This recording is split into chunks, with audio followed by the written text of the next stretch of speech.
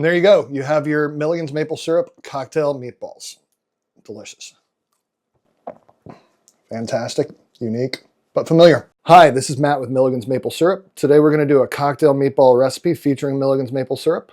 Let's get to it. For good meatballs, we need to make sure that they're staying nice and moist. So we diced up a little bit of white bread and we're going to soak it with some milk. We're going to set that aside while we mix our beef and our pork to get a nice blend of meats in here.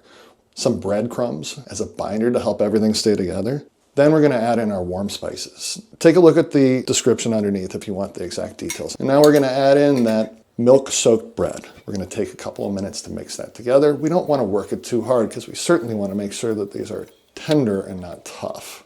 We're going to ball them up. We're going to slowly sear this in just a neutral oil. We don't want to use olive oil for this because it's going to change the flavor too much.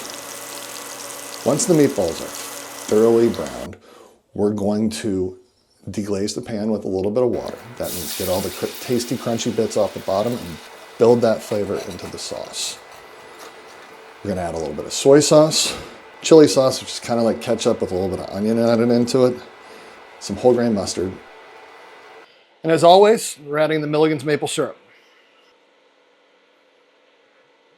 I'm going to let that cook and glaze these meatballs covered until they're very nicely covered.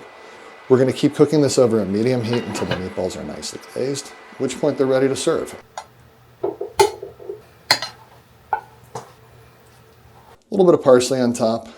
And as always, a little finish with Milligan's maple syrup.